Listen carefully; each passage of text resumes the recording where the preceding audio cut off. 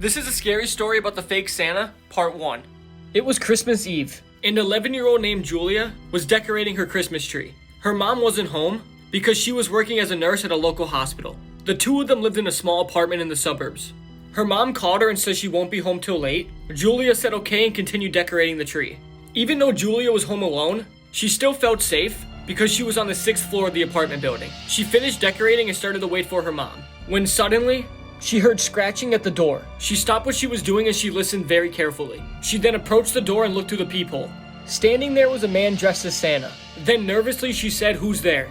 The man said, "It's Santa Claus. Let me in, I'm cold and tired and hungry." Julia then said, "My mom isn't home, please leave." The man's eyes filled with anger. He then started to bang on the door and ring the doorbell continuously. "It's Santa Claus, Julia," he said. "Have you laid out milk and cookies for me, Julia?" Julia's stomach then dropped. How does he know my name, she thought. This is a scary story about the fake Santa, part 2. The man started to kick and pound the door. She peeked out again and saw him pull out a knife, and he started to try to unlock the door with it. Julia was terrified. She didn't know what to do. She then said, "If you don't go away, I'll call the police." All of a sudden, the banging and the knocking stopped.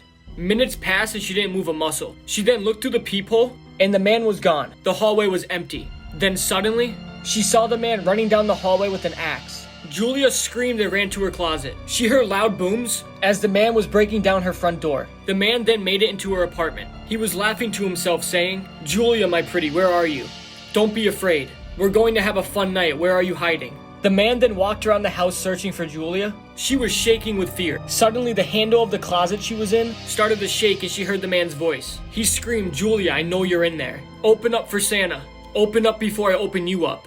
The man swung his axe at the closet, breaking the flimsy door. This is a scary story about the fake Santa, part 3.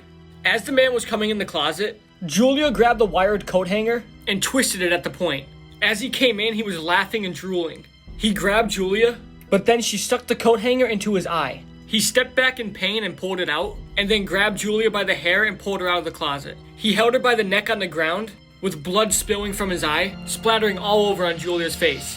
He then leaned over and whispered this in her ear. "Tonight you will be privileged, my Julia. I've got a list and I checked it twice. I'm here to decide if you've been naughty or nice. You can scream and beg for your life, but naughty girls get the axe and nice girls get the knife." It was after midnight when Julia's mom got home. She saw the front door torn down and rushed inside to look for her daughter. When she got in, she struggled to take it all in.